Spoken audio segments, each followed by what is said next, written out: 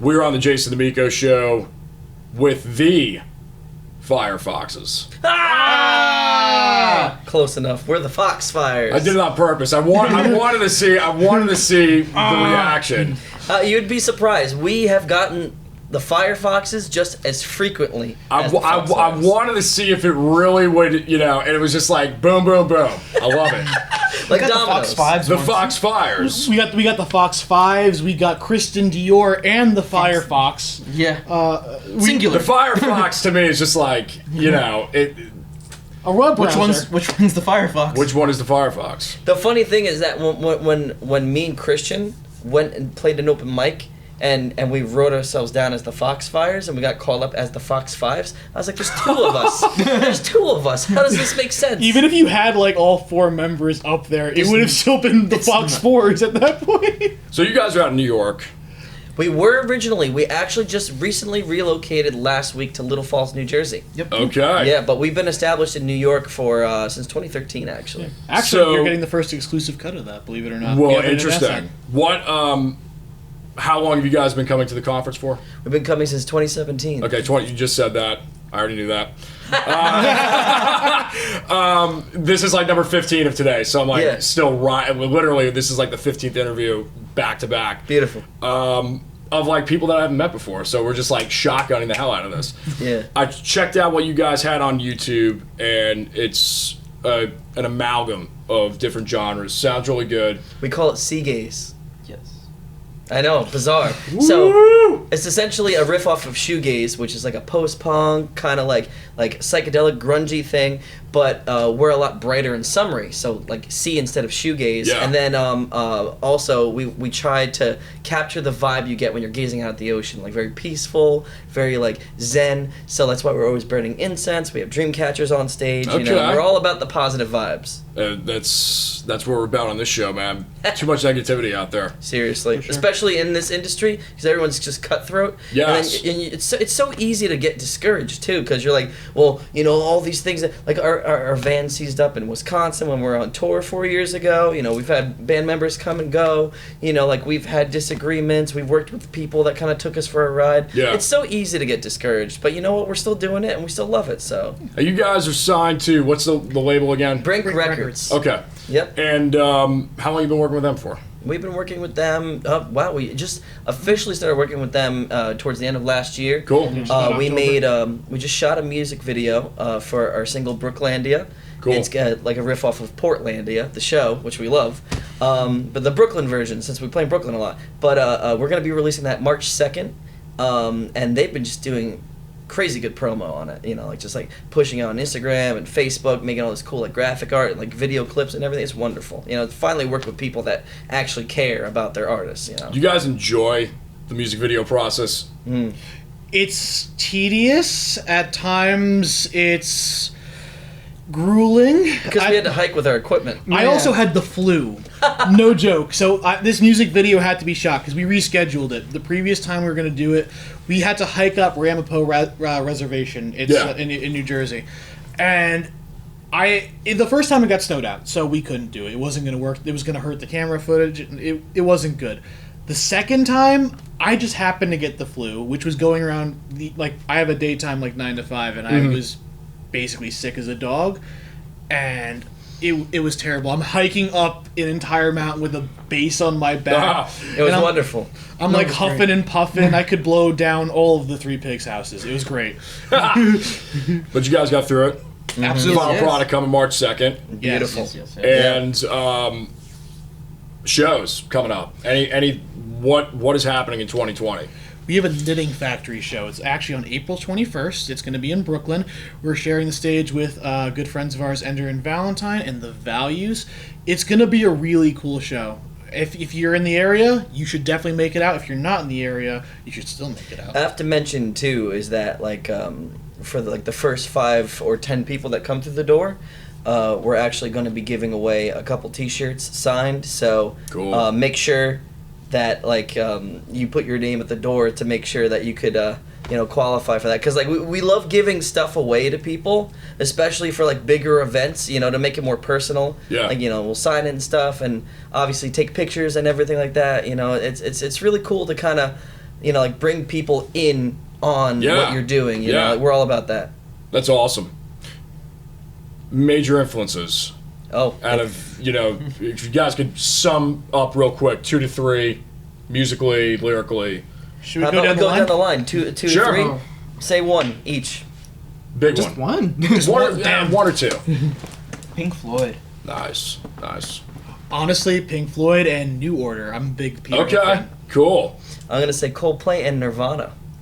Nice. Yeah, and all of those influences play very heavily into our sound, and none of those bands really sound like they would be playing together. So it's very interesting. Yeah. Well, and I heard that on some of the bits. It's just like, I couldn't even say what genre you guys were. Yeah, it took us years to finally get to that part, but we wanted to create our own thing.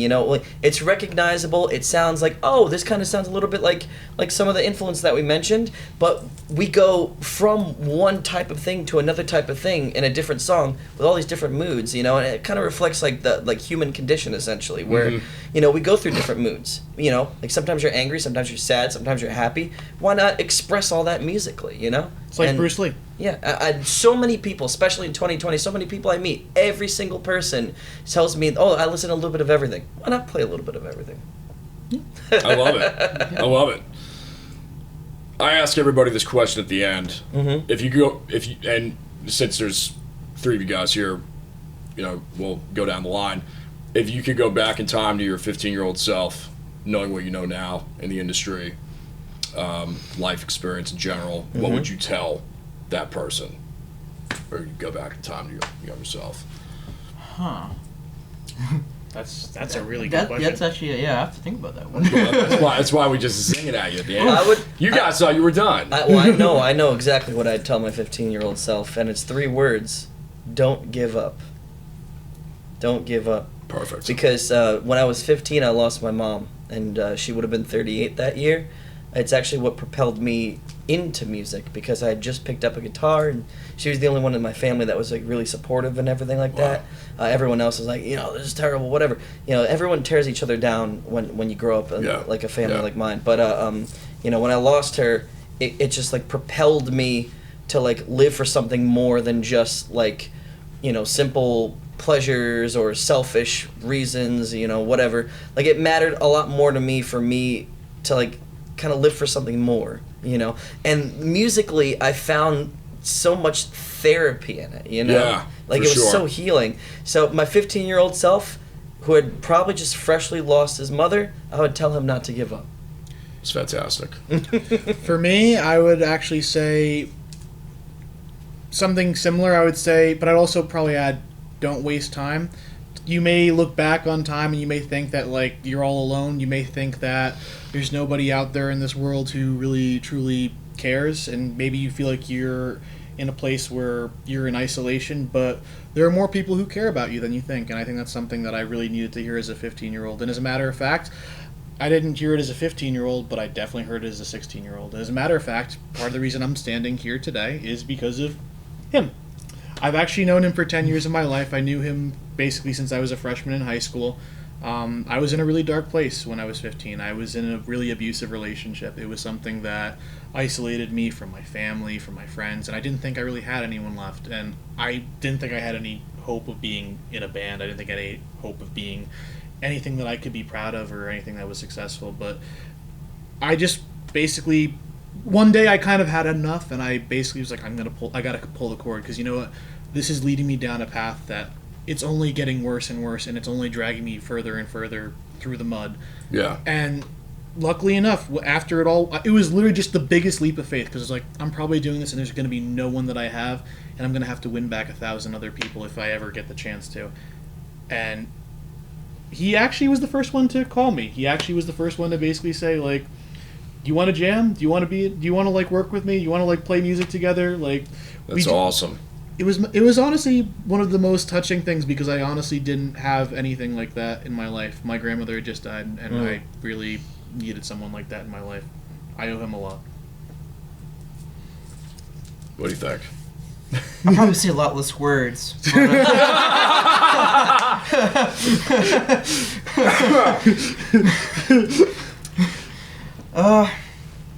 That I everything's gonna be okay.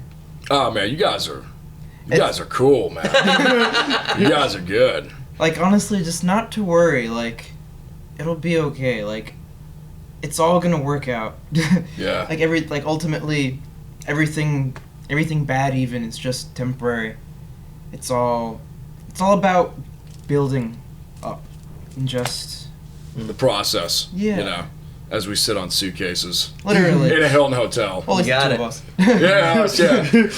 But social media, just send me the links. We'll get you Of guys course. I mean, attached. you just visit the foxfires.com. You'll Fox find Fires, man. all our social media there. So Not the Fire Foxes. no, I mean, Or the I don't Fox even know if Five. Or there the is a Fox fire. 5. Yeah, I mean, hey, maybe we could just capitalize. You on guys are those not names. a browser. We are not a browser. You're not a browser, damn it. Although we do go online and browse for venues to play at, so sometimes we'll go to thrift shops and browse. I don't know. So depends. I browse, if you get what I mean. Oh, eyebrows. Eyebrows. Funny. Well, thanks for taking the time to come out and have a good show tonight. Hell yeah. Thank you. And this is the Jason Damico show.